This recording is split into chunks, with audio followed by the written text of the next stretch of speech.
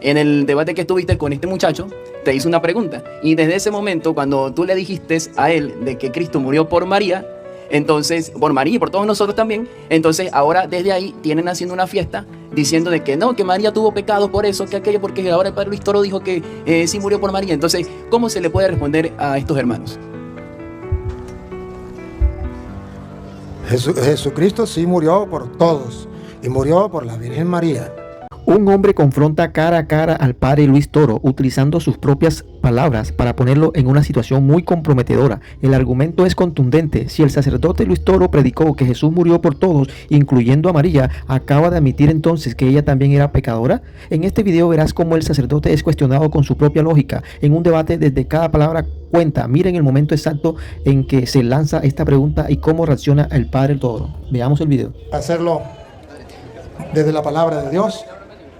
La mesa aquí, lo que lean, ¿eh? La mesa aquí. Solamente ustedes tienen que hacer sus preguntas tranquilamente y yo, con todo el amor de mi corazón, trataré de responderle con las Sagradas Escrituras. Es la oportunidad que ustedes tienen para expresar delante de las cámaras y delante del público presente, pues su fe o sus interrogantes, pero también es la oportunidad de que alguien se las aclare, le explique el porqué. Hay un sacerdote de la Iglesia Católica que con la Biblia quiere mostrarle al mundo que la doctrina que enseña la Santa Madre Iglesia Católica no la enseña por inventos de hombres, sino porque Cristo lo dejó en las Sagradas Escrituras. Y también es la oportunidad para que los hermanos separados que dicen tener la verdad la expongan con libertad. ¿Hay algún hermano que no sea de la Iglesia Católica que quiera pasar? ¿Alguno que no sea de la Iglesia Católica? ¿Que sea de otra iglesia que quiera venir a preguntar? Es la oportunidad. No hay ninguno. Bueno, vamos a dar la oportunidad pues a los católicos que quieran preguntar, sabiendo que la pregunta debe ser, no, aquí con este micrófono. Usted agarra el micrófono, se lo pasa. No, mire, yo le doy este micrófono. Usted se lo pasa a ellos y hablan con este y después usted me lo devuelve, para que quede grabado. La fila hacia allá. Venga, no, con este micrófono, papá. Con este. Ese no, aquel micrófono no. Tiene que ser con este. Venga, ¿quién va a preguntar? Venga, niña. Va. Buenas noches, padre. Vengo de familia que antes eran católicas, hoy en día son protestantes. Y mi pregunta es, ¿cómo reconocer en una persona que se encuentra poseída que esta posesión sea divina o diabólica? Pues ese sí es un gran lío, porque San Juan, primera de Juan capítulo 4, versículo 1, dice que hay que examinar los espíritus para ver cuál viene de Dios. Y entre los cuales dice, bueno, sí, para ver si viene de Dios, primero, que confirme la verdad de fe. Ahí expresa una, que Cristo viene en la carne. Pero la segunda idea sería que acepte a los que Cristo dejó y los escuche. Y si no, está fuera. Vamos a escuchar cómo dice. Primera de Juan, capítulo 4, versículo 1. Yo lo tengo aquí. Amados, no creáis a todo espíritu, sino probad los espíritus si son de Dios. No podemos comernos el cuento que todos vienen de Dios, aunque los protestantes digan que todos vienen de Dios. Y yo le puedo probar porque, por ejemplo, ¿se acuerda Santa Isabel que decía, bendita, llena del Espíritu Santo, dijo, bendita tú entre todas las mujeres, bendito el fruto de tu vientre? ¿Quién soy yo para que venga a verme la madre de mi Señor? Una persona llena del Espíritu Santo nunca insulta a María, más bien la enaltece. Entonces, ¿qué hacemos con los protestantes que dicen que tienen el Espíritu Santo pero insultan a la Virgen María? Examinen los espíritus para ver cuál viene de Dios. Ahora sigue con San Juan. ¿Otra vez? Amados, no creáis a todo espíritu, sino probad a los espíritus si son de Dios, porque muchos falsos profetas han salido por el mundo. ¡Ah, bárbaro! Y esos falsos profetas son los que vienen predicando la palabra de Dios, pero que no traen el Espíritu de Dios. Y son, no uno, muchos. Los protestantes no es uno, son muchos. La Iglesia Católica es una, pero los protestantes son muchos. Siga. En esto conoced el Espíritu de Dios. Todo espíritu que confiesa que Jesucristo ha venido en carne es de Dios. Esta es una de las primeras que da, porque en aquel tiempo el ataque era que Jesucristo no había venido en carne como nosotros, que era un invento, que era un mito, una leyenda. Entonces estaban negando una verdad de fe. Entonces aquí el apóstol dice, bueno, el que niegue esa verdad de fe ya se da cuenta, claro, que no viene de Dios. Pero no solamente esa verdad de fe, ponga cuidado. Y todo espíritu que no confiesa que Jesucristo ha venido en carne no es de Dios. Y este es el espíritu del anticristo, el cual vosotros habéis oído que viene y que ahora ya está en el mundo. Sigue, la segunda parte que es la que a mí me interesa. Aquí es algo particular que estaba sucediendo cuando el apóstol San Juan escribe esa carta. Pero luego deja abierto para todos los tiempos. Pongan cuidado. Hijitos, vosotros sois de Dios y los habéis vencido, porque mayor es el que está en ustedes que el que está en el mundo. Ellos son del mundo, por eso hablan del mundo y el mundo los oye. Nosotros somos de Dios. El que conoce a Dios nos oye. El que no es de Dios no nos oye. En esto conocemos el espíritu de verdad y el espíritu de error.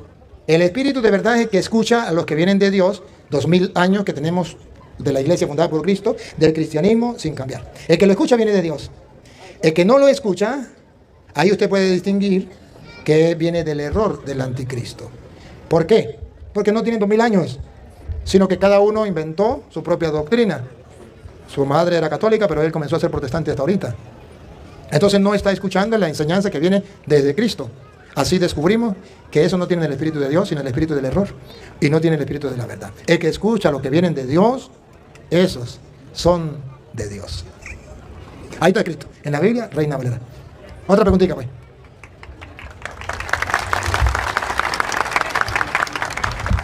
Muy buenas noches, Padre Luis Toro. Mi pregunta es la siguiente y haciendo alusión a la explicación que nos acaba de dar. En Mateo 12, versículo 32, dice: el que calumnia al Hijo del Hombre se le perdonará, pero al que calumnie al Espíritu Santo no se le perdonará ni en este mundo ni en el otro. ¿Cuál es mi pregunta?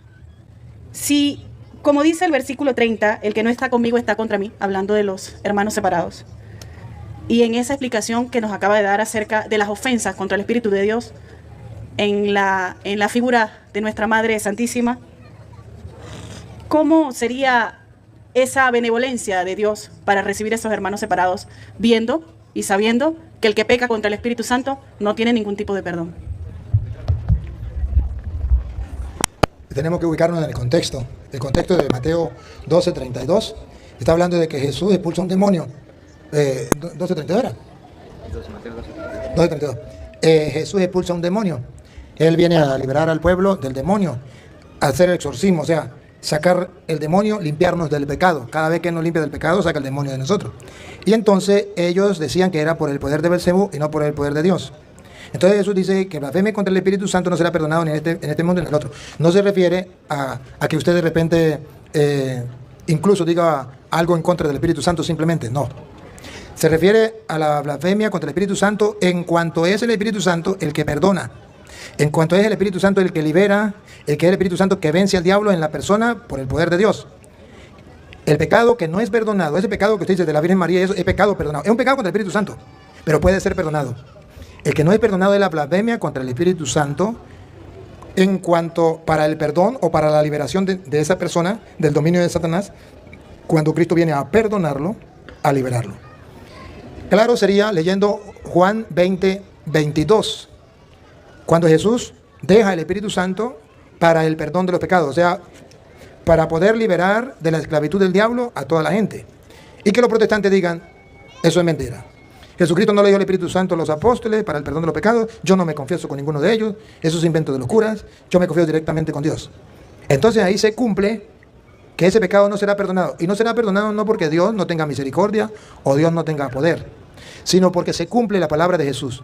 A quienes ustedes perdonen los pecados le quedan, pero a quienes no se lo perdonen le quedarán sin, y a quienes no se lo va a perdonar, al que no cree que el Espíritu Santo está perdonando a través de los hombres y por eso no se confiesa con un hombre.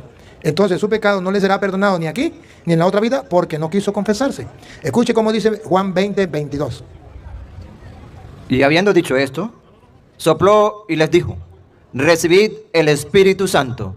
A quienes remitiereis los pecados, les son remitidos, y a quienes se los retuviereis, les son retenidos. Ese es el pecado contra el Espíritu Santo. No creer que Jesucristo le dio a los apóstoles la autoridad de perdonar pecados y le dio el Espíritu Santo para que el Espíritu Santo le hiciera la limpieza o el exorcismo en la persona a través del sacerdote. Y no le quedará perdonado porque no quisieron creer en la palabra de Jesús. A quienes ustedes perdonen los pecados le quedan perdonados y a quienes no se lo perdonen le quedan sin perdonar.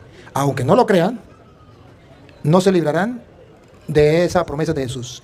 Si no reciben el perdón, no le quedarán perdonado. Por eso ese pecado no es perdonado ni aquí ni allá. No es como los protestantes dicen, yo me confío directamente con Dios en la parte de un palo. No, es un pecado contra el Espíritu Santo que Jesús sopló. Y les digo, reciban el Espíritu Santo. A quienes ustedes perdonan los pecados, le quedan perdonados, y a quienes no se los perdonan, le quedan sin perdonar. Los otros pecados contra el Espíritu Santo son perdonados si la persona se confiesa. El único pecado que no queda perdonado es cuando usted no se confiesa, porque no cree en la acción del Espíritu Santo. Otra preguntita, pues. Buenas noches, padre. Padre, una pregunta. ¿Celebrar carnaval es malo? Carnaval, que ella me pelea mucho eso, que quiere celebrarlo.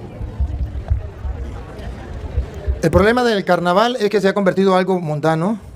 Se ha usado ahorita para darle propaganda a la ideología de género, a los gays. Ahorita carnaval es que el hombre se vista de mujer y la mujer se vista de hombre y hacer propaganda a esa ideología de género. Eso es malo. Por eso es malo, porque se ha convertido en algo simplemente en vez de algo que edifique la comunidad, va perdiendo los valores cristianos y la moral. Si se viste alguna mujer, se viste o no se viste, anda más bien desvestida. Y los hombres se visten de mujer para meterle a los niños en la cabeza que eso es lo que tiene que ser de ahora en adelante. Eso es lo malo. Entonces, que por ejemplo, que usted el día de carnaval usted agarre y se vaya a un río a bañarse, eso no es malo. Que el día de carnaval agarre y se ponga a jugar con sus hermanos, echarse en agua, eso no es malo. Pero lo han tomado, han hecho una fiesta incluso para quitar los valores cristianos y promover los valores anticristianos, supuestamente valores, pero que no son valores, pero que ellos lo ponen en el primer puesto y por eso llaman valores, anticristianos o del nuevo orden mundial, para hacer propaganda a todo lo malo. Ahí está lo malo del carnaval.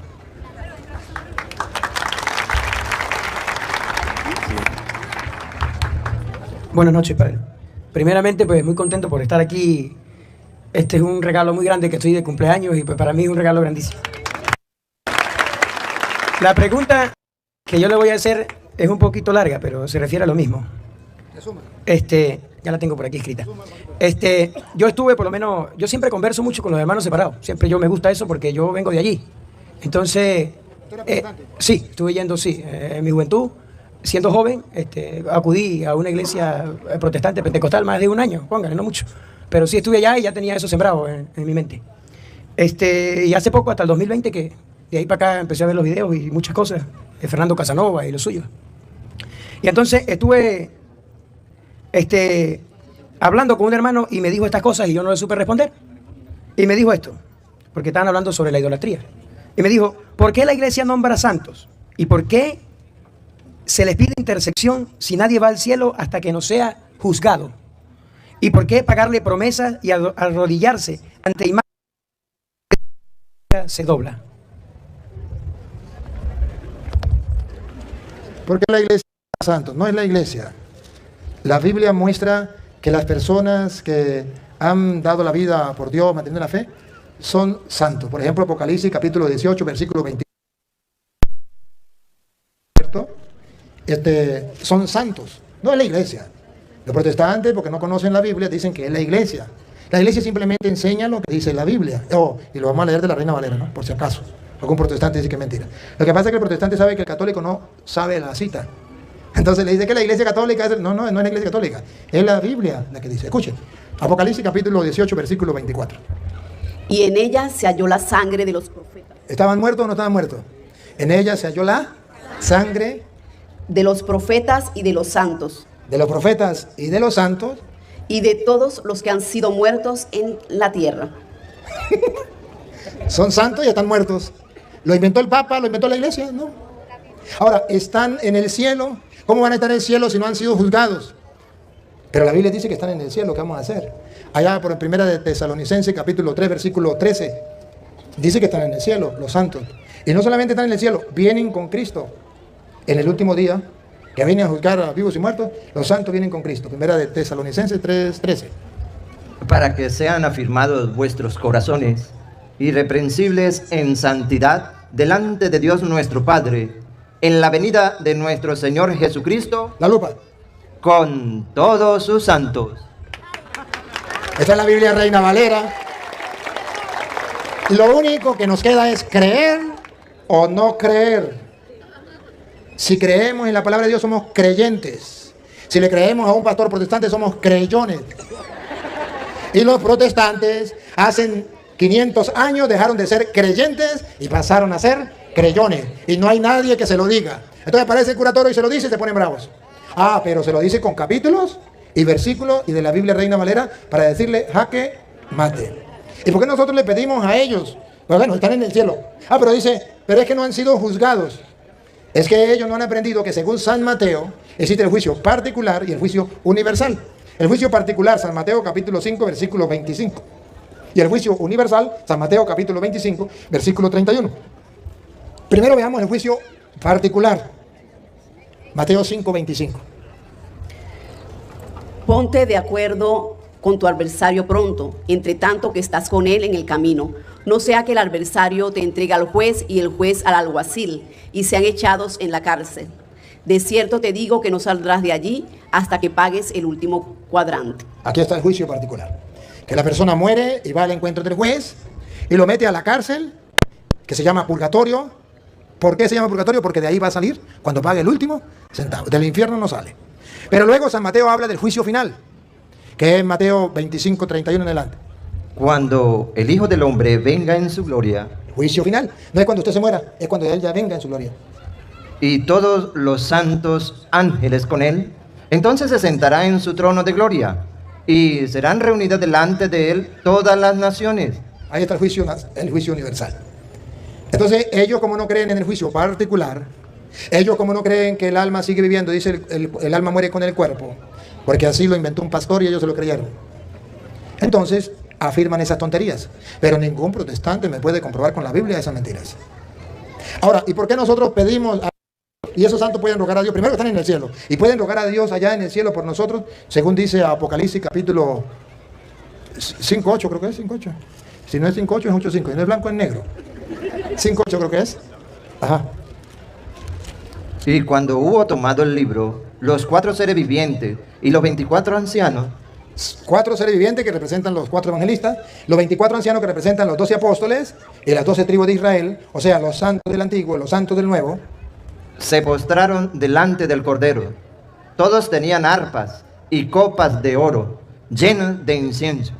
Escuchen, estos santos tenían copas llenas de perfumes y vean ustedes qué eran esas copas llenas de perfume. Que son las oraciones de los santos. De la Biblia Reina Valera, la de los protestantes. Ahí está escrito. Aquí solamente queda hacer un acto de fe. Hacer un acto de fe, más nada. Entonces, que ellos no lo quieran creer, eso es problema de ellos. Pero nosotros sí lo creemos. Y por eso las imágenes son simplemente la representación de. Más nada, pero nosotros sabemos que la imagen no está en el cielo, que la imagen no es ese santo, pero que la imagen representa ese santo y lo hacemos como cuando usted hace una videollamada. Si usted está unido, hágalo. Pero si yo quiero hacer una llamada por videollamada para ver la imagen de mi mamá, ¿por qué usted se pone bravo? Haga usted lo que quiere, yo hago lo que yo quiera. ¿O no? Videollamada es con una imagen. Ella me mira a mí y yo lo miro a ella. Más nada, es la imagen. Pero no es mi mamá. Si yo le meto un tiro al teléfono, parto el teléfono, pero mi mamá sigue viva allá en Estados Unidos. Es una imagen. Ah, otra preguntita. Buenas noches, padre. Primero le doy gracias a Dios porque para mí era casi imposible esto, padre. Tengo 2 años viendo y escuchando sus videos. Cuando le dije que sus videos me cambió mi vida, fue así, padre.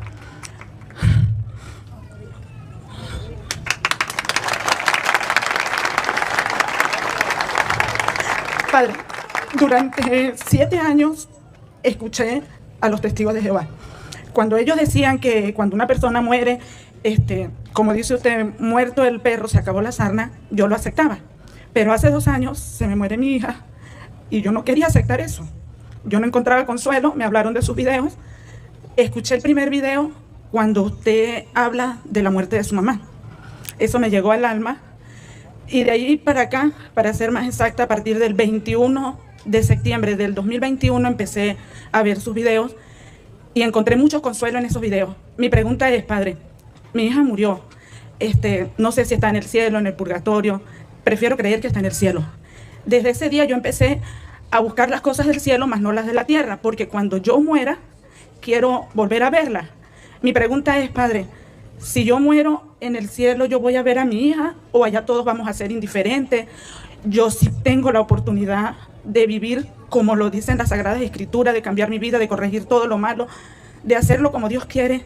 cuando a mí me toque partir, yo tengo la oportunidad de encontrar a mi hija en el cielo? Esa es mi pregunta, Padre. Según dice la Biblia, usted en el cielo va a conocer a su hija más que aquí. El conocimiento que usted tenga aquí, según dice 1 Corintios capítulo 13, versículo 9 en adelante, el conocimiento que usted tiene aquí en la tierra es limitado. Pero cuando se muera, el conocimiento que usted tiene dejará de ser limitado. Será ilimitado. Y conocerá como Dios nos conoce a nosotros. Así está escrito. Si no está escrito, no me crea. Vamos a ver. Porque en parte conocemos. Ahorita que usted está aquí, que todavía no se ha muerto, ¿cómo conoce? En parte. Usted conoció de su hija en parte. Y en parte profetizamos. Mas cuando venga lo perfecto. Futuro. Cuando venga lo perfecto.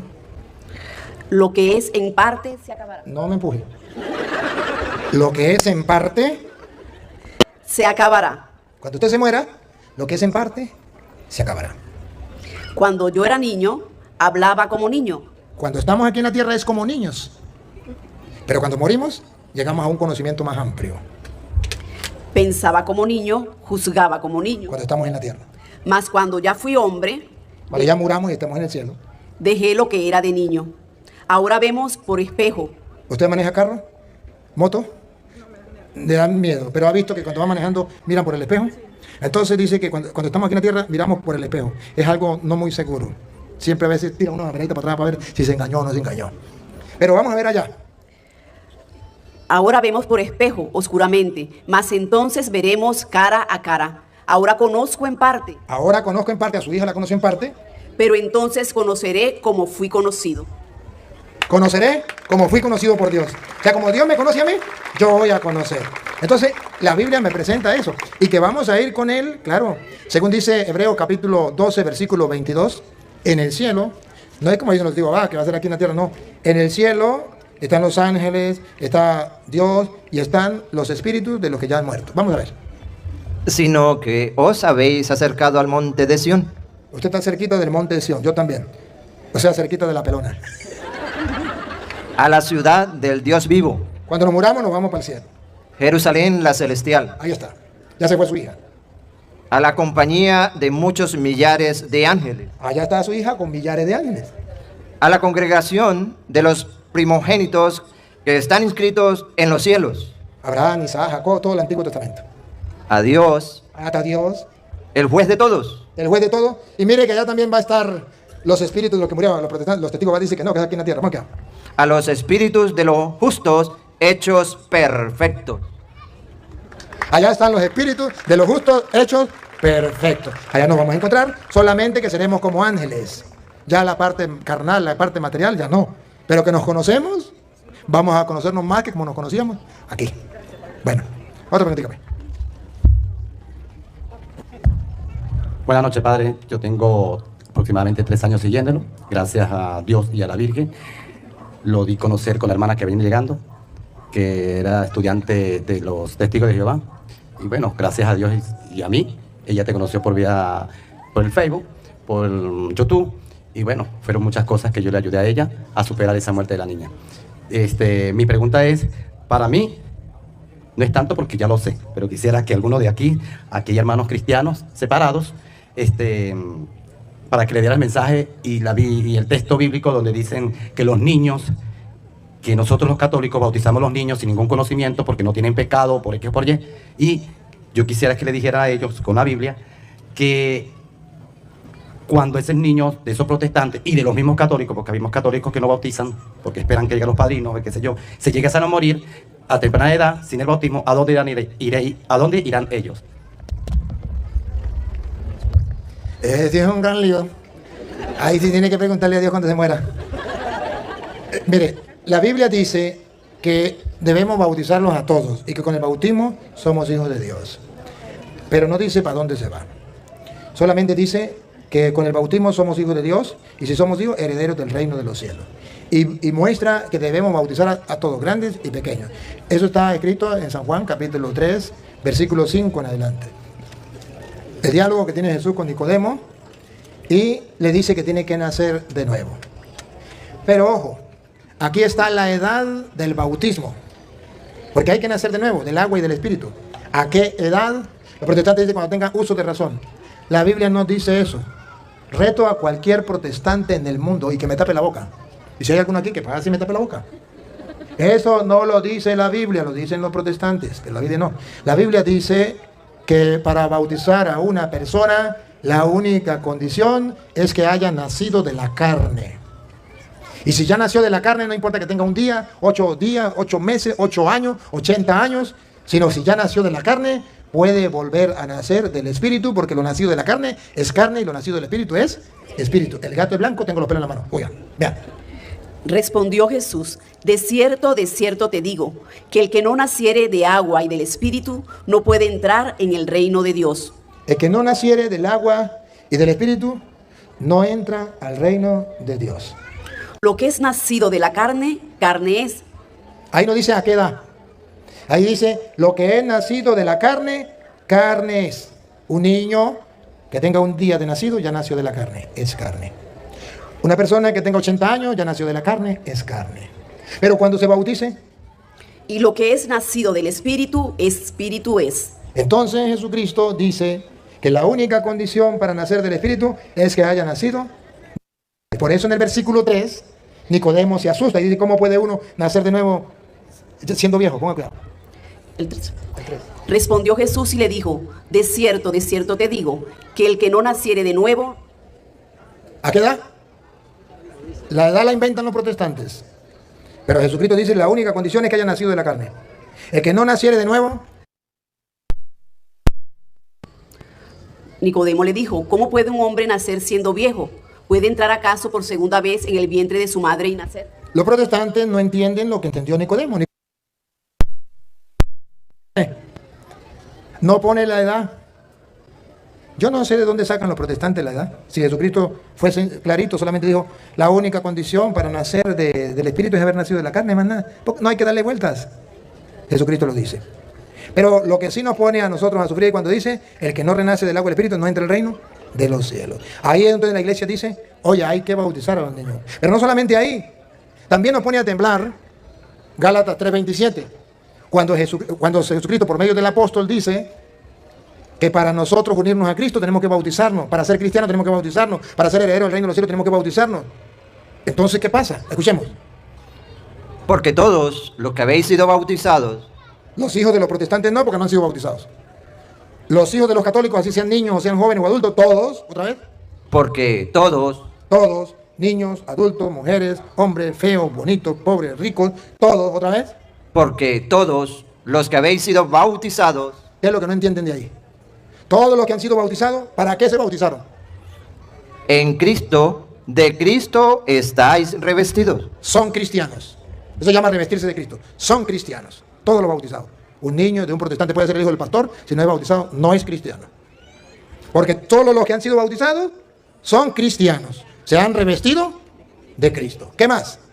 Ya no hay judío ni griego, no hay esclavo ni libre, no hay varón ni mujer, porque todos vosotros sois uno en Cristo. ¿Para qué nos bautizamos? Para ser uno en Cristo. Menos los hijos de los protestantes, porque el diablo no quiere que sean uno con Cristo. Siga. Y si vosotros sois de Cristo. ¿Y con el bautismo de quién somos? Por eso el diablo no quiere que los protestantes bauticen a los niños. Porque si lo bautiza, el diablo sabe que le pertenecen a Cristo. Pero si no lo bautiza, son como un becerro que no tiene hierro. Andan sin dueño. Y si sois de Cristo, otra vez. Y si vosotros sois de Cristo. Los bautizados. Ciertamente linaje de Abraham sois. Y ponga cuidado, herederos, hijos. Y herederos según la promesa. Heredero significa hijos. Entonces el bautismo es para ser hijos de Dios, herederos del reino. Si ellos no lo quieren creer, es el problema de ellos. Pero en la Biblia está. Y la Biblia Reina Valera para decirle jaque, mate. Otra preguntita. Buenas noches, padre. Dios los bendiga. La pregunta es la siguiente. ¿Qué significa y cuál es la diferencia del pecado de muerte y del pecado de no muerte? Y cómo hacer para ir a la confesión, hacer un verdadero examen de conciencia e ir a confesarse correctamente, padre. Dios le bendiga. En la Biblia, primera de Juan, capítulo 1, versículo, ¿cómo es? Primera de Juan, 5, 16. Primera de Juan 5, 16. Leamos primero el 17. En el 17 habla que no todos los pecados son iguales. Los protestantes dicen que todos los pecados son iguales. Que si usted se robó una chupeta, usted va para el infierno. Si no se mete a protestante. Ahora, si se mete a protestante, aunque haya matado a su madre, va directamente al cielo con tu ropa y zapatos. Pero bueno, la Biblia dice que es mentira, que hay dos clases de pecado. Escuche. 16. Si alguno viera a su hermano. El 17. 17. Toda injusticia es pecado. Toda injusticia es pecado. Toda cosa mala que usted haga es pecado. Pero hay pecado no de muerte. Pero no todos los pecados son iguales. Que se robó una chupeta es un pecado. Pero no es un pecado que lo lleva hasta el infierno. No todo pecado es de muerte. Sabemos que todo aquel que ha nacido... Otra vez. Sabemos... No, el 17. Ok. Toda injusticia es pecado, pero hay pecado no de muerte. Sabemos que todo aquel que ha nacido de Dios no practica el pecado. Ahora el 16. Si alguno viere a su hermano cometer pecado que no sea de muerte, pedirá y Dios le dará vida. Esto es para los que cometen pecado que no sea de muerte. Se puede orar por los que están en el purgatorio. Queridos hermanos, ¿qué tal le ha parecido este gran video, este gran pregunta y respuesta con el sacerdote Luis Toro? Dejen su comentario y sigamos viendo este gran video del sacerdote Luis Toro. Sí, que han cometido pecados que no son de muerte. Se orará por ellos y Dios les dará vida. Hay pecado de muerte, por el cual yo no digo que se pida. El que ya va para el infierno, ahí sí ya se perdió. Pero usted puede orar por los muertos porque usted no sabe cuál va para el infierno y cuál va para el purgatorio. Pues por si acaso, hay que hacer algo por ello, ¿verdad? Pero en la iglesia enseña que existe el pecado mortal y el pecado venial. El pecado que mata la gracia divina en su vida, que es el pecado mortal. Y el pecado venial, que no mata completamente la gracia divina. ¿Y cuál es el pecado mortal? La iglesia no los señala con el dedo, sino dice, cuando usted sabe que está pecando contra los mandatos de Dios, y está pecando gravemente, y lo hace con plena conciencia, eso es pecado mortal. Y si usted está pecando, y su pecado no es un pecado grave contra los mandatos de Dios, o usted no tenía plena conciencia de eso, ese pecado no es pecado mortal que acabe la gracia de Dios en su vida. Entonces, no dice esto. Hay algunos que uno sabe así ya, que uno entiende que el pecado mortal, porque algunos están dibujados en la Biblia. Por ejemplo, ¿se acuerda que ya en primera de Corintios, capítulo 6, versículo 9 en adelante, da unos nombres? Bueno, eso ya lo usted, porque ahí da los nombres, entonces ya puede decir, estos son. Pero hay personas, por ejemplo, que no sepan, y entonces no es igual para el que sabe. No deja de ser pecado, pero no es igual, porque aquel sabía y el otro no sabía. Vamos a ver. ¿No sabéis que los injustos no heredarán el reino de Dios? No erréis, ni los fornicarios. Entonces sabemos que es un pecado grave, fornicar. ¿Y qué es fornicar? Fornicar es tener sexo sin ser casado. Amigos con derecho, novios con derecho, vivir arrejuntado, vivir casado por lo civil. Eso es fornicar. Entonces, aquí la Biblia entonces nos presenta que eso es un pecado. Ni los idólatras. Los que tienen otros dioses. Que recuerda que ese fue el pecado de Venezuela, que todavía la gente no ha tomado en cuenta, que idolatraron a un hombre y creían que era el comandante supremo y eterno. A ustedes les parecía un juego, pero eso es pecado mortal. Eso se llama idolatría. Y el pueblo de Venezuela piensa que es un juego, pero no saben que están pagando lo que el pueblo de Israel pagaba cuando idolatraba a un hombre. Y en Venezuela se cometió un pecado mortal. Idolatraron a un presidente y lo llamaban comandante supremo y eterno comparado con Dios. Se llama idolatría. Y por eso el pueblo de Venezuela no se levanta hasta que pida perdón a Dios. Pero los curas no lo dicen. El pueblo no lo sabe. El pueblo no lo sabe. El pueblo pensaba que la iglesia les estaba engañando. Y cuando la iglesia les decía, cuidado, viene el comunismo, eso viene disfrazado de socialismo, ¿qué decían de la iglesia? Los curas no deberían meterse en política. Los curas son el diablo con sotana. Pues ahora chupen. Porque la iglesia es madre y maestra y enseña.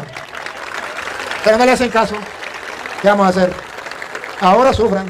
Ahora dicen los hijos que están sufriendo en otro país, que están allá, más 8 millones de personas que han tenido. Padre, ¿qué hacemos? Pues bueno, uno como el papá y la mamá, bueno, hijo, yo no se lo dije. Y usted como hijo rebelde hizo lo que le dio la gana, no quiso creer. ¿Qué vamos a hacer? Entonces ahí donde dice, pues sarna con gusto no pica y si pica no mortifica, aguanten. Después de los afuera ya no van a la bendita. Para eso está la iglesia, para que le diga al pueblo. Y la iglesia cumplió y le dijo. Y ustedes se burlaron de la iglesia y de los curas.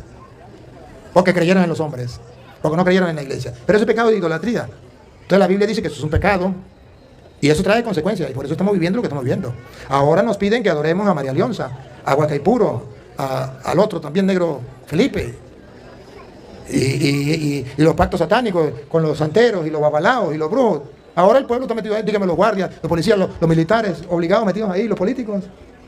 ¿Y cuántos de ustedes también andan en la misma, en los brujos? O ustedes no, los que no vinieron. Sigue, ¿qué más pecado? Ni los adúlteros. Adúlteros. Ni los afeminados. Ni los que se echan con varones. ¿Más claro? ¿Te lo aclaro más? Ni los ladrones. Ni los avaros. Ni los borrachos. Ni los maldicientes. Ni los estafadores heredarán el reino de Dios. Entonces aquí muestra una lista. Y hay varias listas. Pero vuelvo y repito, hay personas que lo saben. Por ejemplo, muchos de ustedes viven en concubinato y saben que es pecado. Eso es pecado mortal.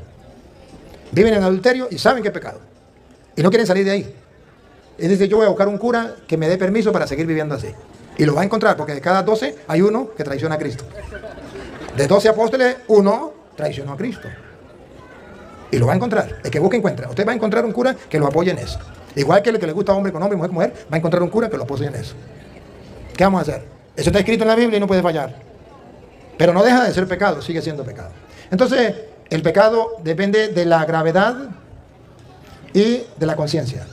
Por ejemplo, un ejemplo sencillo.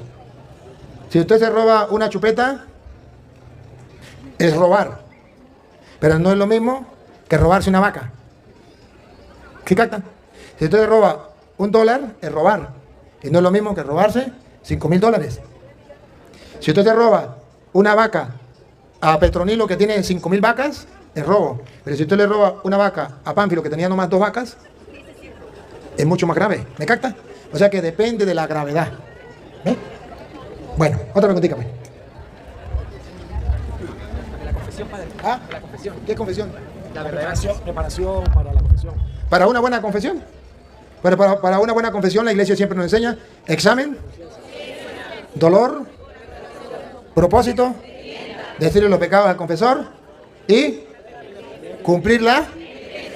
Ojo, no como Ricardo Arjona que dice que cumplir la penitencia es pagar el precio del pecado. Ese no fue la catequesis. En la canción que dice que entonces que le va del cura y se confiesa y el cura con 2 Padres Nuestros ya le pagó el precio porque había matado a una persona, algo así. Es que a él no le enseñaron que la penitencia no es para pagar el precio. Cristo ya pagó el precio. La penitencia es para que vaya a darle gracias a Dios. ¿Se acuerdan los leprosos? ¿Cuántos quedaron curados? 10. ¿Y uno solo vino a dar? Gracias. Eso se llama la penitencia. Entonces el sacerdote lo manda a decirle a Dios gracias, para que no sea de los 9 desagradecidos. Pero no es para que vaya a pagar el precio del pecado. Ah, no, usted mató a una persona y fue, se confesó y el cura lo mandó a rezar un Padre Nuestro. ¿Y con ese Padre Nuestro pagó al muerto? No, usted no pagará el muerto nunca. Nunca. Ni aunque lo metan en la cárcel pagará el muerto. Ese pecado solamente Jesús lo perdona con el sacramento de la confesión y al perdonarle ya Cristo pagó en la cruz su pecado. Usted lo que va a decirle es gracias. Eso es lo que es la penitencia, ¿verdad? Para que la persona agradezca a Dios su misericordia, su perdón. Y eso del examen de conciencia, ¿de dónde lo saca la iglesia? Y la confesión, confesar los pecados del penitente, ¿de dónde lo saca? De primera de Juan, capítulo 1. Jesucristo ya pagó el precio, que es su sangre. Mas, sin embargo, para que me perdone, yo tengo que reconocer mi pecado y confesar mi pecado. A ver, ¿quién le toca? Pero si andamos en luz, como Él está en luz, tenemos comunión unos con otros. Y la sangre de Jesucristo, su Hijo, nos limpia de todo pecado. Ahí está la paga. Ya pagó el precio. La sangre de Cristo. Pues si Cristo ya pagó el precio, ¿qué tenemos que hacer ahora nosotros? Dale. Si decimos que no tenemos pecado, nos engañamos a nosotros mismos. En castellano, hay que hacer el examen para descubrir que tenemos pecados. ¿Y cuáles son nuestros pecados? Porque si no lo hacemos, nos engañamos a nosotros mismos. Segundo. Y la verdad no está en nosotros. Si no reconocemos los pecados, pues la verdad no está en nosotros. Ahora, la segunda parte, la otra. ¿Qué tenemos que hacer? Ya Cristo pagó. Yo reconozco mi pecado, ahora debo confesar. Si confesamos nuestros pecados. Otra vez. Si confesamos nuestros pecados. Otra vez. Si confesamos nuestros pecados. ¿Qué es lo que no entienden? Tengo que confesar los pecados, que los protestantes dicen que no. Pero ahí está en la Biblia Reina Valera. Yo estoy leyendo la Biblia de los protestantes. Si confesamos nuestros pecados. Él es fiel y justo. ¿Por qué fiel? Porque Él dijo, a quienes le perdonen los pecados le quedan, y a quienes no se los perdonen le quedan. Él es fiel y justo. Para perdonar nuestros pecados. Listo. ¿Qué es lo que no entienden de ahí? Ahí está claro. Solamente que no leemos la Biblia y los protestantes nos engañan.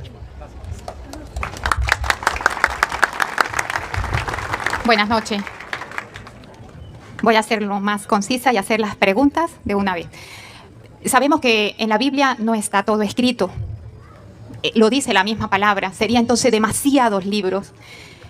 Leo la Biblia, bueno, soy apostólica, católica, romana, creo en la Virgen, en los ángeles, pero todavía nos falta conocimiento de la Biblia y estamos en ese camino. Por eso venimos aquí. No he encontrado todavía, se nos dicen que las personas que se quitan la vida, ¿sí?, no tienen perdón de Dios.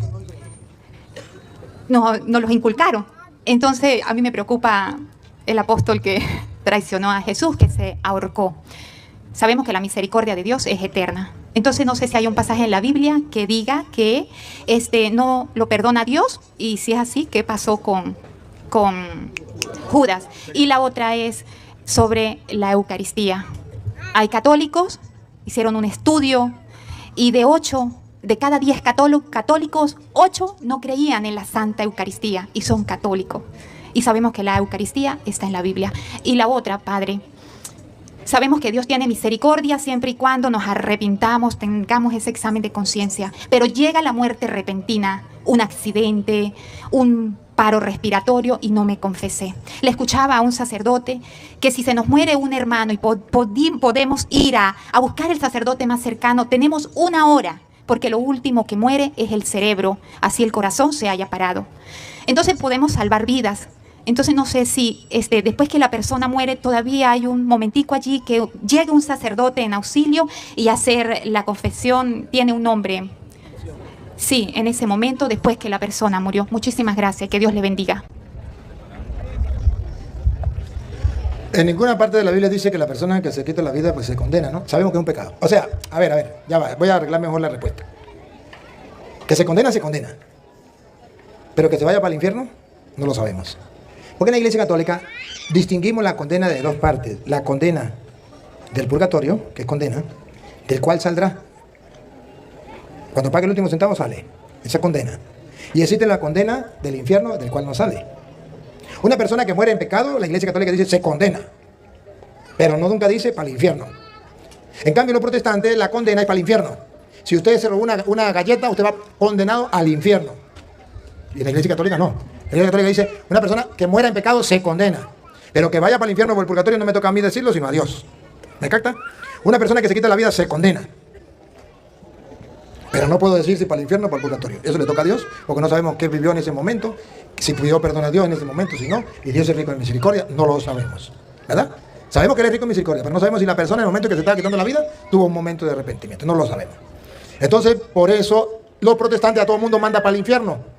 Porque para ellos condenarse significa infierno. Para nosotros condenarse no significa infierno. Significa 2 opciones, o infierno o purgatorio. Pero siempre es una condena. El juez dictamina una sentencia y dice, va a pagar tanto o va a pagar cadena perpetua.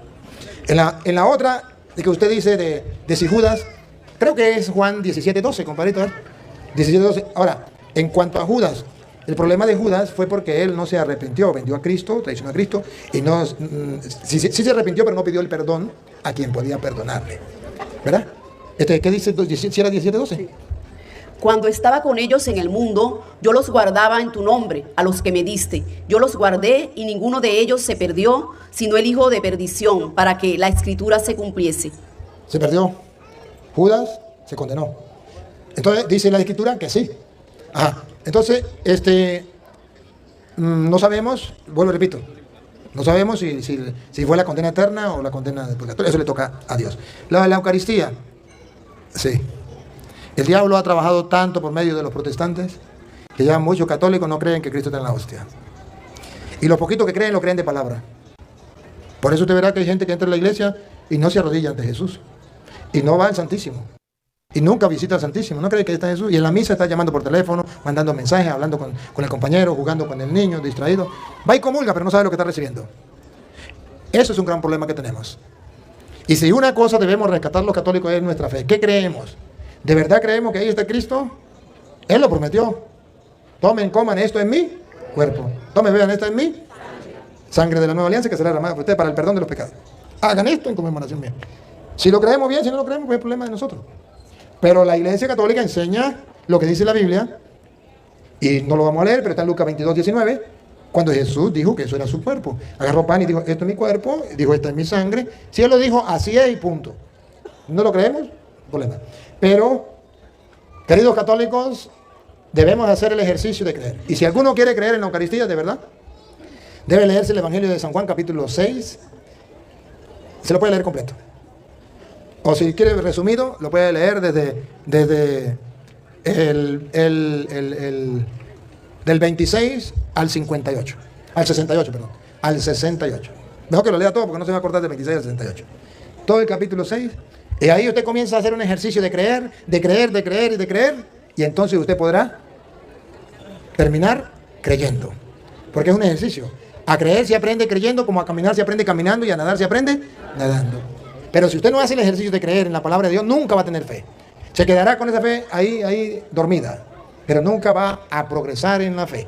Solo agarrando la Biblia, leyendo el capítulo 6 de San Juan, usted puede progresar en la fe sobre lo que es la Eucaristía. ¿Me dijo algo más? ¿No? ¿Qué era? Si una persona muere repentina. Si una persona muere repentina. Ah, bueno, pues mire, la verdad es que si Dios es rico en misericordia, yo tengo un testimonio que me hace pensar lo que usted está diciendo. Yo trabajé en una comunidad que se llama La Grita, en el Táchira.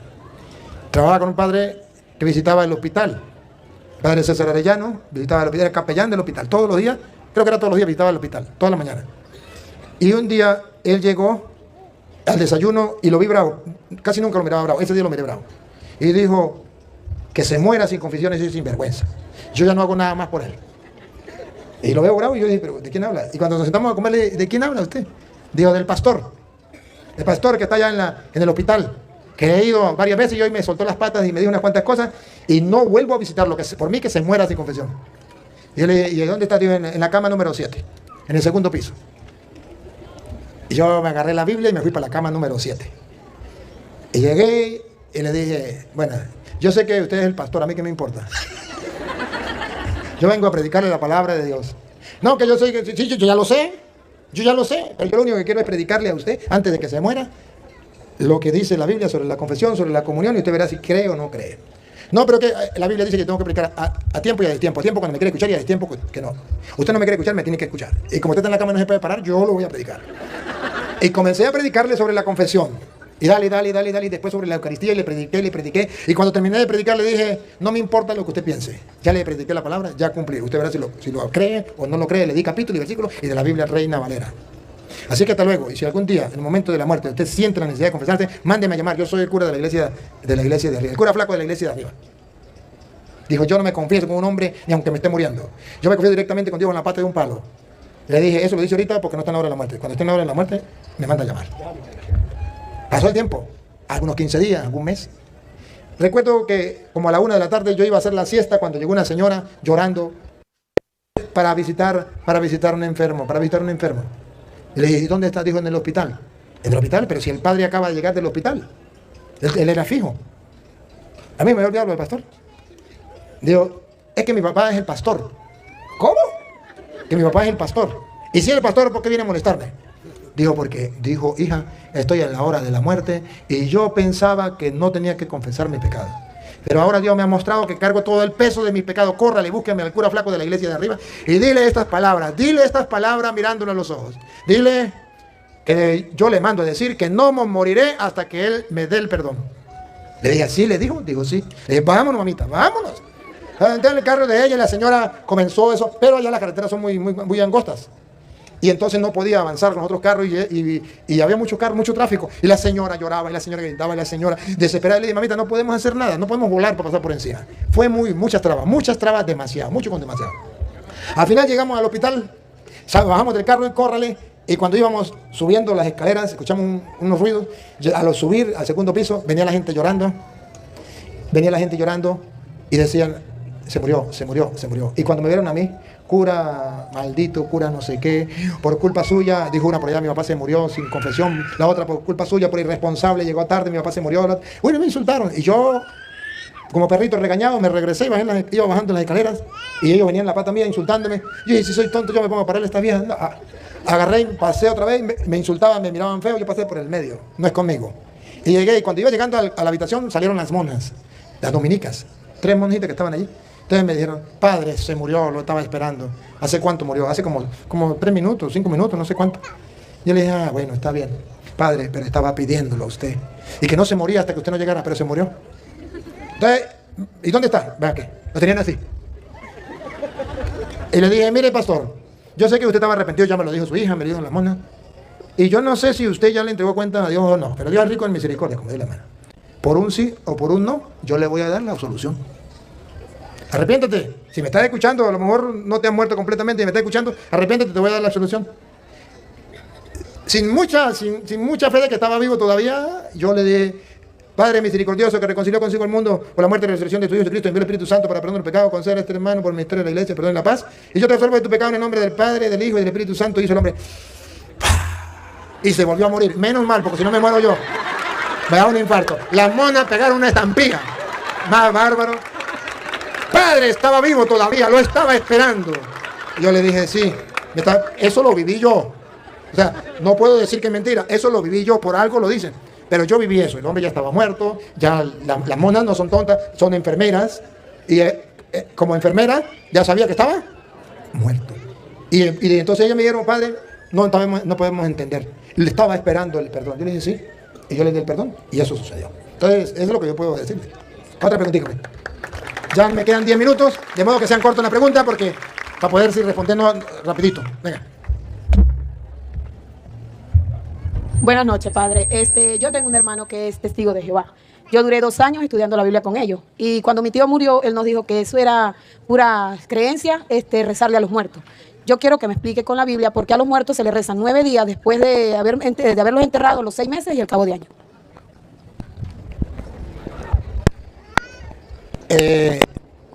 Rezamos por los muertos. Yo le acabé de mostrar la primera de Juan, capítulo 5, versículo 16, porque la Biblia dice que si cometió un pecado que no sea de muerte, Dios le dará vida. Se lo vuelvo a repetir, para que lo tenga presente, para que usted se dé cuenta por qué rezamos por los muertos. 5, 16. Primera de Juan. Si alguno viera a su hermano cometer pecado que no sea de muerte, pedirá a Dios, le dará vida. ¿Pedirá a Dios? Y le dará vida. Y le dará vida. Por eso oramos por los muertos. Esto es para los que cometen pecado que no sea de muerte. Hay pecados de muerte por el cual yo no digo que se pida. Entonces, aquí nosotros pedimos por ello. ¿Por qué lo hacemos 9 días? Lo hacemos 9 días, usted lo puede hacer 20 días, 50 días. No, porque tenemos que guardar luto a la persona. Entonces, hacemos de 9 días para recordar y para ir desprendiéndonos y dejar descansar en paz a esa persona. Pero queremos orar por esa persona. Lo hacemos 9 días porque ya se hizo costumbre 9 días, pero pueden ser 20 días, pueden ser 50 días, pueden ser toda la vida que usted lo puede muerto, no hay ningún problema. Pero en casa se hace como por respeto a esa persona esos días. Después cada mes, cada 6 meses se hace igualmente para recordarle, porque la Biblia dice que tenemos que recordar a los muertos y orando para que Dios le perdone. Y no debería solamente ser 6 meses y ya se acabó, sino toda la vida que podamos orar por los muertos. Pero es simplemente una costumbre. Y se hizo costumbre 9 días, entonces tenemos esas 9 días. Podía ser 30 días, podía ser 1 año, podía ser lo que sea. Pero es simplemente porque la Biblia dice que podemos orar por ello y Dios le dará vida. Y por eso lo hacemos. Pero de una manera de 9 días para ir desprendiéndolo, para que la familia vaya aceptando la muerte de su familiar. No solo, sino acompañado con la otra familia, con los amigos, que en oración le ayuda a superar para que después ya lo deje descansar en paz.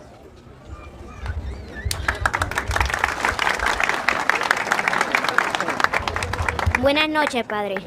Padre, ¿es verdad que Satanás era Buenas noches, padre. Padre, ¿es verdad que Satanás era un ángel de Dios y que él se rebeló? Sí, niña. Por eso el nombre de Satanás era Luz Bella, o Lucifer. Luz Bella, era un ángel bueno, pero él no quiso obedecer a Dios.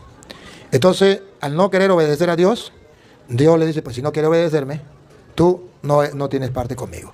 Él prefirió desobedecer a Dios, por soberbia, porque Jesucristo, que es Dios, se hizo hombre, y él no quería, como él adoró a un ángel, querer adorar a Jesucristo, Dios hecho hombre. Entonces por eso dejó de ser ángel de luz y pasó a ser ángel de las tinieblas. Y aquí entonces la Biblia nos muestra que usted y yo podemos ser muy buenos, pero si nos dejamos llevar por la soberbia y no le hacemos caso a Dios, entonces pasamos a ser muy malos.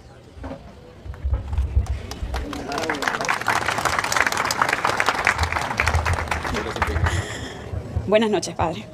Mi pregunta es, mi papá hace 2 años que murió. Yo lo lloro mucho. Todo el mundo dice que es malo llorar, que lo debo dejar descansar. Y yo no puedo.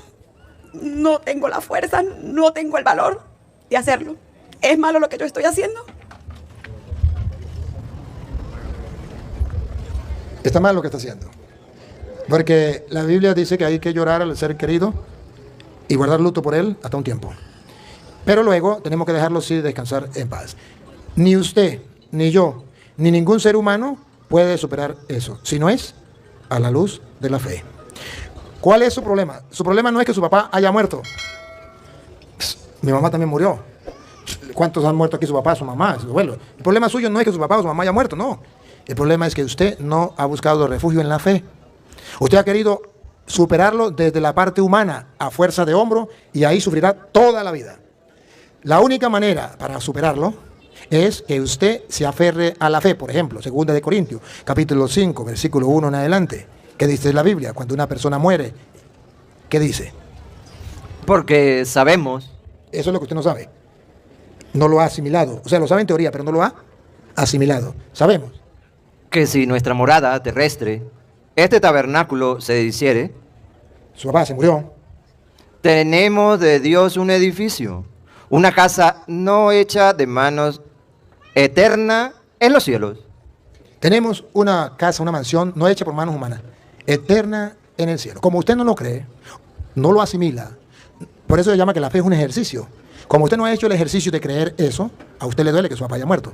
¿Por qué a mí no me duele que mi mamá se haya muerto? Porque lo primero que yo hice fue agarrar la Biblia, sentarme y decir, yo quiero creer esto. Si aquí está escrito, yo lo quiero creer. Jesucristo, en Juan capítulo 14, versículo 1, te dice a ti y me dice a mí, no se turbe vuestro corazón. Ustedes tienen corazón turbado. Pero Jesús dice, no te turbe vuestro corazón. ¿Cómo? Solo creyendo, ponga cuidado. No se turbe vuestro corazón. ¿Cómo? Creéis en Dios, creed también en mí. No hay otra manera. Hasta que usted no tome esa decisión, usted puede ir a un psicólogo, puede ir a un psiquiatra y vaya donde usted quiera. Pero hasta que usted no crea en Jesucristo, usted no puede superarlo. Creer en Jesucristo no es creer que Jesucristo existe, sino creer lo que Él enseñó. ¿Qué enseñó? En la casa de mi Padre muchas moradas hay. Si así no fuera, yo los hubiera dicho. Voy pues a preparar lugar para vosotros. Y si me fuere y os preparare lugar, vendré otra vez y os tomaré a mí mismo, para que donde yo estoy, vosotros también estéis. ¿Se da cuenta? Entonces usted tiene un corazón perturbado porque usted no ha creído en Jesucristo, que dice, en la casa de mi Padre hay muchas mansiones. Si no fuera así, yo mismo se lo hubiese dicho. Pero voy a preparar un lugar, cuando prepare un lugar me lo llevo, ya se llevó su papá, para que esté conmigo. Como usted no cree que Él está con Dios, como usted no cree que Jesús cumple su palabra, a usted le duele porque dice, mi papá, quién sabe para dónde se iría. A mí no me duele porque yo digo, mi mamá se fue para el cielo. Dios si es malo, ¿por qué se llevó a mi mamá? Yo digo, bendito sea Dios, se llevó a mi mamá al reino de los cielos, donde no hay luto, llanto ni dolor, todo será alegría, gozo y paz. Entonces hay diferencia entre el creer y no creer. Usted sufre porque usted quiere. El día en que usted tome la palabra de Dios, y ahí le dejo Juan 14, 2 de Corintios 5, usted lo medita, usted lo gusta, y entonces puede superar eso. No hay otro remedio. ¿Ya? Bueno, nos enseña que se acabó el tiempo. Vamos entonces a darle gracias al Señor por esta oportunidad. Dice que una última, la ultimita, no más.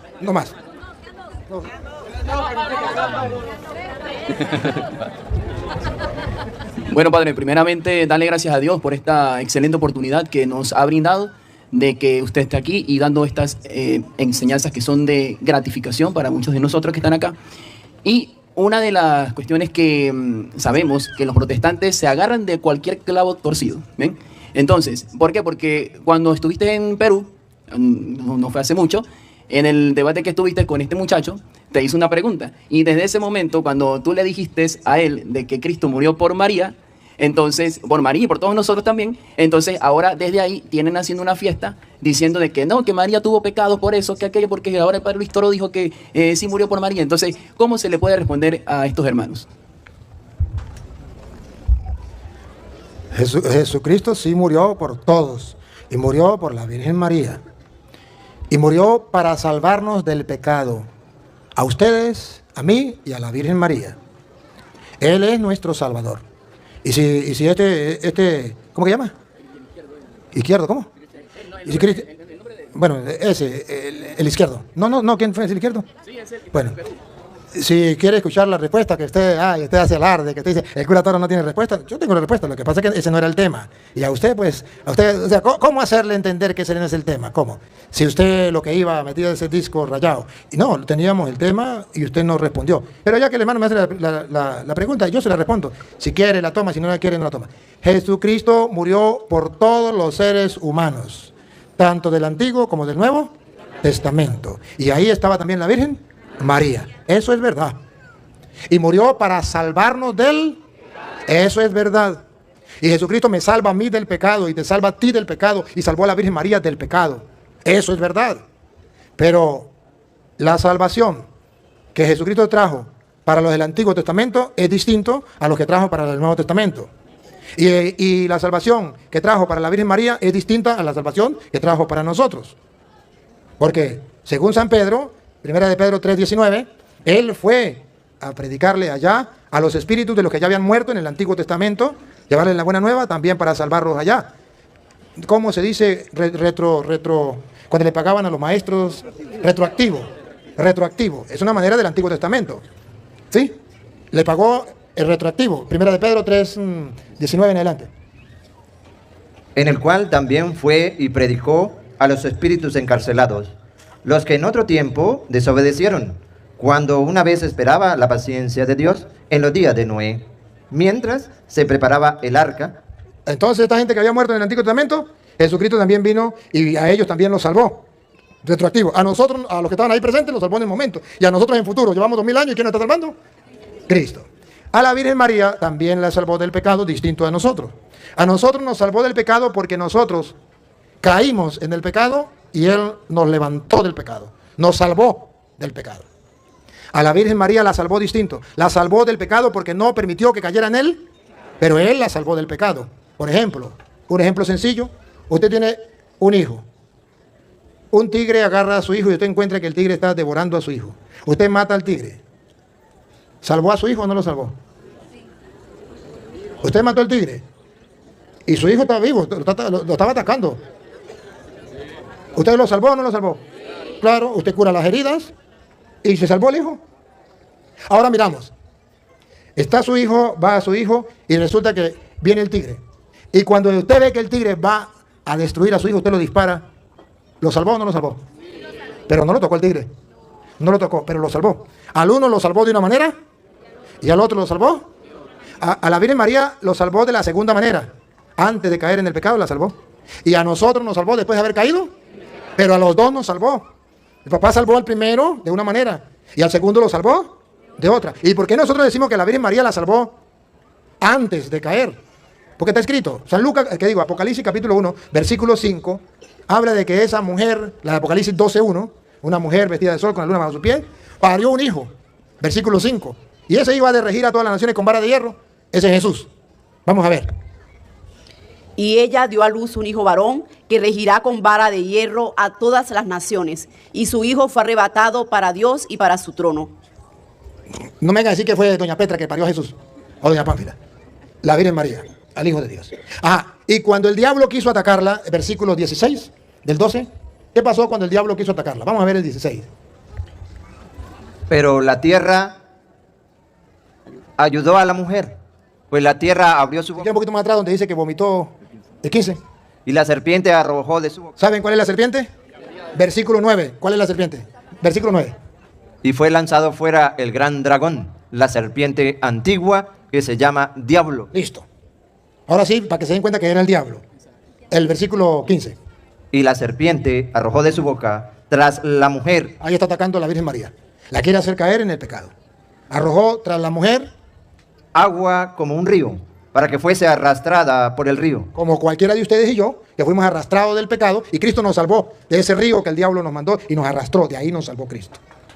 Pero a ella no la salvó del río, a ella la salvó de que el río no la tocara. Pongan cuidado. Pero la tierra ayudó a la mujer, pues la tierra abrió su boca y tragó el río que el dragón había echado de su boca. ¿Lo ven o no lo ven?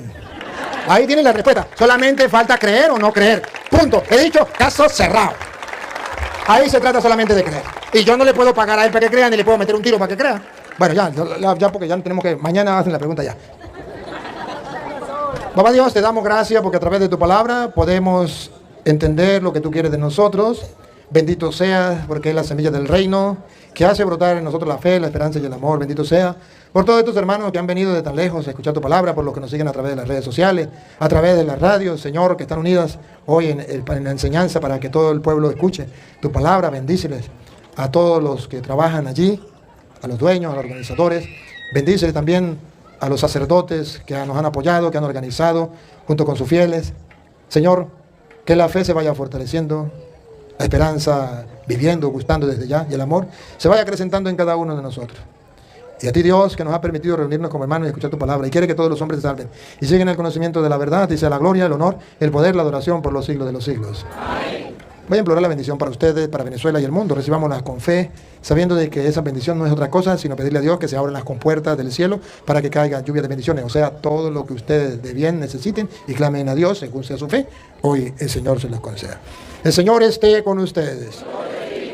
La bendición del Dios Todopoderoso, Padre, Hijo y Espíritu Santo, descienda sobre ustedes y les acompañe para siempre. Amén. Dios te salve María, llena eres de gracia, el Señor es contigo. Bendita tú eres entre todas las mujeres, bendito es el fruto de tu vientre Jesús. Santa María, Madre de Dios, ruega por nosotros pecadores, ahora y en la hora de nuestra muerte. Amén. Gloria al Padre, y al Hijo, y al Espíritu Santo. ¡Viva Jesucristo! ¡Viva la Iglesia de nuestro Señor Jesucristo! Como acabamos de ver, este es uno de los debates más intensos y complejos que le han planteado al padre Luis Toro. Las palabras tienen un peso enorme. En temas de fe, una sola afirmación suele abrir un mundo de preguntas, pero ahora quiero saber qué piensan ustedes. ¿Creen que el sacerdote logró salir del aprieto o consideran que el argumento del hombre fue definitivo? Sea cual sea su postura, los leo en los comentarios. Si les gustó este análisis, no olviden darle like, suscribirse y compartir el video con alguien quien le interese la apologética. Nos vemos en un próximo video. Dios los bendiga.